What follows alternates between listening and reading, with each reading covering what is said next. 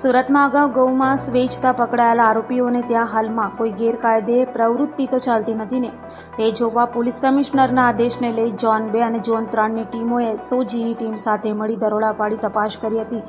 જો કે કોઈ ગુનાહિત પ્રવૃત્તિ ચાલતી ન હોવાનું સામે આવ્યું હતું.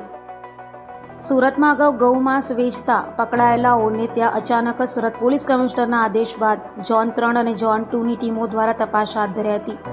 ઝોન 3 અને ઝોન 2ની ટીમો અને એસઓજીની ટીમોએ સાથે મળી તપાસ હાથ ધરી હતી, જેમાં ઝોન 3માં ડીસીપી પિનાકીન પરમાર અને એસઓજીના DCP Rajdeepsinh Nakum, PI Atul Sonara, Ashok Chaudhary, Lalgate PI, Chowk Bazar PI, Mahidharpura PI સહિતનાઓની ટીમ દ્વારા સરપ્રાઇઝ ચેકિંગ હાથ ધરી હતી. જ્યારે ઝોન 2માં લીંબાયત પોલીસની ટીમને સાથે રાખી લીંબાયત પીઆઈવીએ, જોગરાણા અને એફએસએલના અધિકારીઓને સાથે રાખી કમરુનગર ટેનામેન્ટ, રતનજીનગર, ભાવનાનગર, બેઠી કોલોની, રજાચોક સહિતની જગ્યાઓ પર તપાસ કરાઈ હતી. જોકે જગ્યાએ શંકાસ્પદ કે અસામાજિક ગુનાહિત પ્રવૃત્તિઓ ચાલતી ન હોવાનું તપાસમાં સામે આવ્યું હતું.